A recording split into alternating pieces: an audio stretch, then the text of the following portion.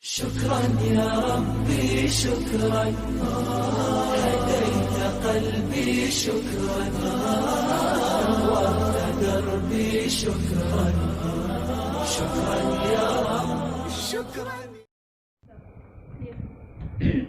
Hadis satu. Hadis satu an Anas bin Malik qala la'ana Rasulullah sallallahu alaihi wasallam akila riba wa mukilah wa katibah Astagfirullahaladzim. An Anas bin Malik qala la'ana Rasulullah sallallahu alaihi wasallam fil khamri ashiraha wa mu'tasiraha wa syaribaha wa hamilaha wal mahmulata ilaih wa sakiyaha wa ba'iha wa kila samaniha wal mushtayalaha wal mushtaratalah. Diriwayatkan daripada Anas bin Malik katanya bahawa Rasulullah SAW telah melaknat 10 golongan yang terlibat dengan arak, iaitu orang yang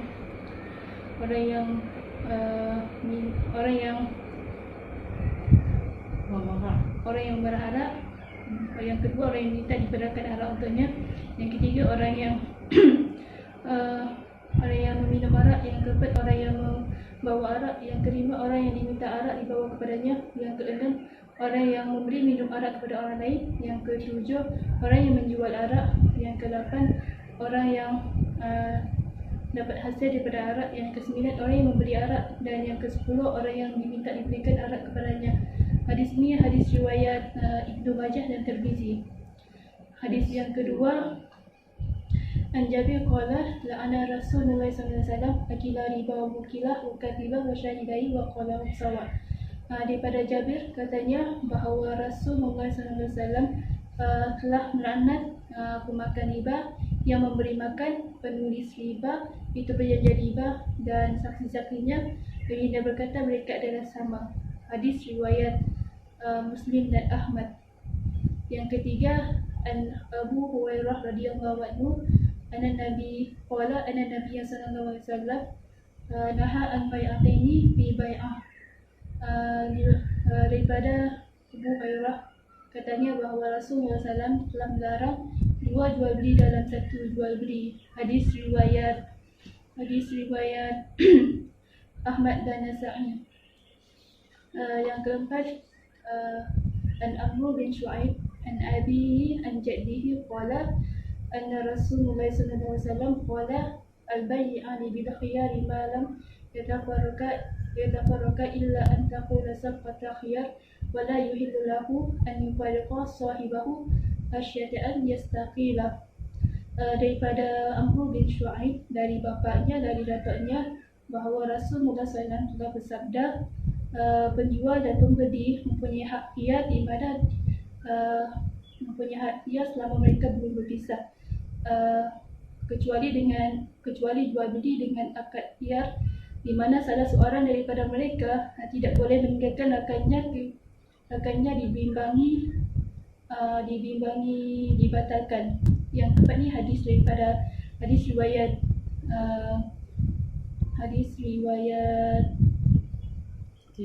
Tirmizi dan Nasa'i. Yang kelima, Nabi sallallahu alaihi wasallam al-Madinah wa hum yusnifuna fi simari sanata wa sanataini faqala man aslafa fi tamrin falyuslif fi qaidin ma'lumin wa wasnin ma'lumin ila ajalin ma'lumin. Ketika Nabi sallallahu alaihi wasallam tiba di kota Madinah, penduduk Madinah telah biasa memesan buah kurma dengan waktu 1 atau 2 tahun. Kemudian baginda berkata, barang siapa yang memesan buah kurma, maka hendaklah ia memesan dalam takaran, timbangan dan tempoh yang jelas, iaitu diketahui oleh kedua belah pihak. Hadis ni hadis riwayat Ibnu Majah. Hadis ni diriwayatkan daripada Al-Muttafaqun alaih. Yang keenam, an Shu'aib radhiyallahu anhu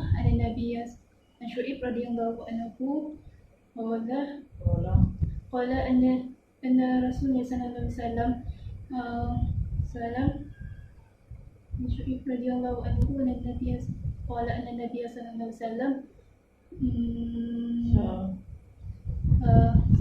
salasu bihinna barakah al-bai'u ila ajali wal muqarradah wa ikhlatul buri bisya'iri lil baiti la lil bai'i. Diriwayatkan daripada Ibnu Syu'aib katanya Rasulullah SAW bersabda, ada 3 perkara yang di dalamnya terdapat keberkatan. Yang pertama, jual beli secara tangguh. Yang kedua muqaradah, itu mudarabah, dan mencampur tepung dan dengan gandum untuk keperluan mencampurkan tepung dengan gandum untuk keperluan hidup, bukan untuk dijual. Hadis riwayat Ibnu Majah. Yang ketujuh, an Abu Zar anna Nabiya sallallahu alaihi wasallam qala salasatun la yukallimuhumullah yawmal qiyamah wa la yanzuru ilaihim wa la yuzakkihim wa lahum azabun alim. Qala wa qara'aha Rasulullah sallallahu alaihi wasallam salasamirarin. Qala Abu Zar khabu wa khashiru man hum ya Rasulullah. Qala al-musbil wal mannan wal munafiqu sil'atahu bil khalifil azim.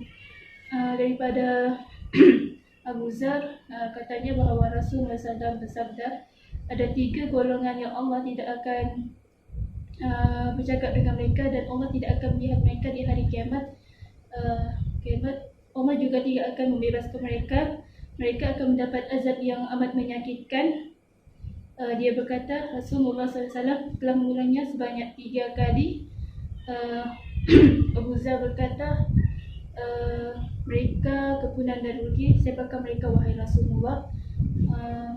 Rasulullah pun menjawab, mereka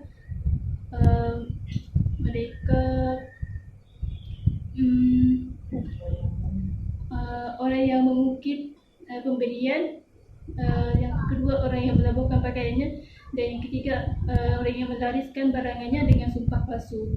Hadis ni riwayat hadis Muslim. Yang ke-8, hadis 8, an Abi Abdillah an-Nu'man ibnu Bashir radhiyallahu anhu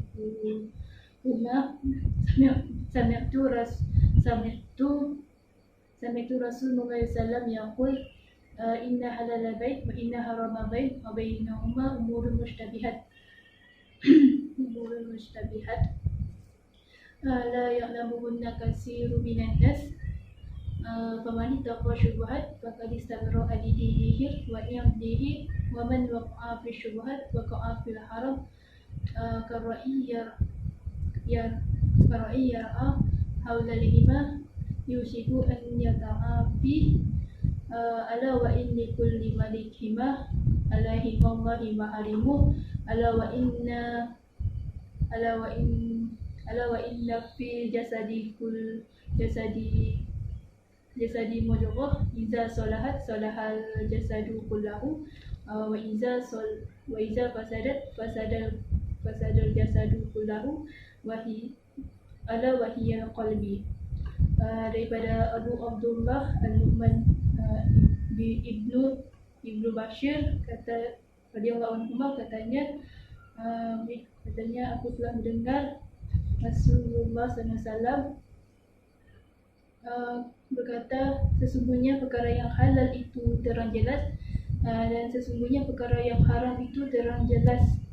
Barang siapa dan di antara kedua perkara tersebut terdapat perkara syubhat yang kesamaran yang kebanyakan orang tidak mengetahuinya.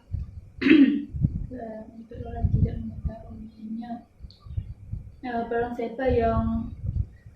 siapa yang menjaga perkara syubhat, maka dia telah membersihkan agamanya dan maruah dirinya. Barang siapa yang terjatuh dalam perkara syubhat, maka ia jatuh dalam perkara haram. Umpama seorang penggembala yang menggembala di sekeliling kawasan larangan, dia dibimbangi termasuk menceroboh ke dalamnya. Diketahuilah bahawa setiap raja mempunyai sepadan, dan sesungguhnya sepadan Allah ialah perkara-perkara yang diharamkan. Ketahuilah bahawa setiap jasad ada segumpal daging, seketul daging, yang apabila ia baik, maka baiklah seluruh jasadnya, dan apabila ia buruk, rosak, maka rosaklah keseluruhan jasadnya. Rosak jasadnya. Ketahuilah bahawa ia adalah hati. Hadis riwayat Bukhari dan Muslim. Hadis ke-9, An Nabi Muhammad Al-Hasan ibnu Ali ibnu Abi Talib Siti Rasulullah SAW wa raihanatihi radhiyallahu anhu qala hafistu min Rasulullah SAW da'ma yaribuka ila ma la yaribuka. Daripada Abu Abdullah Al-Luqman daripada Abu Muhammad Al-Hasan bin Ali bin Abi Talib, cucu Rasulullah dan kesayangan baginda. Beliau berkata, aku telah menghafal daripada Rasulullah SAW hadis, iaitu tinggalkan apa yang meragukan engkau kepada apa yang tidak meragukan engkau. Hadis riwayat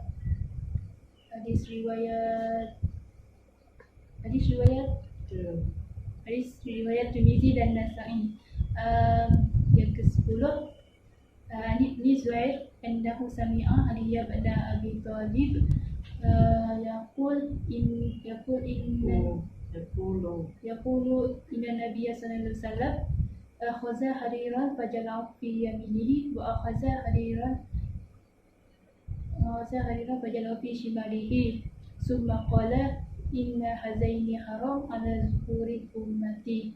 Daripada Ibnu Zuhair kata dia terdengar Sayyidina Ali, dia terdengar Ali bin Abi Talib berkata, Hadis 10. Ibni Zuhair annahu sami'a Ali bin Abi Talib yaqul inna Nabiyya sallallahu alaihi wasallam yaqulu inna Nabiyya sallallahu alaihi wasallam akhadha hariran fajalahu fi yaminihi wa akhadha zahaban fajalahu fi shimalihi summa qala inna hazaini haram ala zukuri ummati. Daripada Ibnu Zuhair, beliau terdengar Ali bin Abi Talib berkata, sesungguhnya Rasulullah SAW telah mengambil sutera dan memegang dunia dengan tangan kanannya dan emas di tangan kirinya, dan beliau berkata, sesungguhnya dua benda tersebut adalah haram bagi umatku yang lelaki. Hadis riwayat Ahmad. Sekian, terima kasih. Okey, sekian saja daripada video saya. Saya harap video ini dapat memberi manfaat kepada semua. Segala kesilapan yang berlaku, segala kesilapan dalam sebutan, saya harap dapat diperbetulkan untuk di masa akan datang. InsyaAllah, itu sajalah video saya pada kali ini. Saya ingin mengucapkan terima kasih kerana menonton video ini. Sekian, terima kasih. Orang yang minum arak yang sempat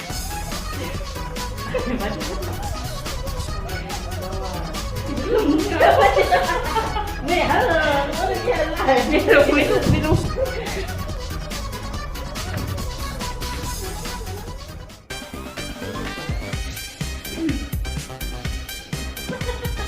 Banyak sekali.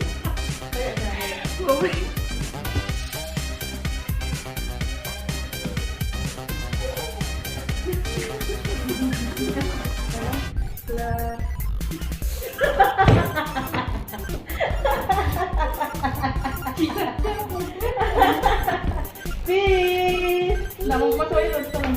Peace. Tengok.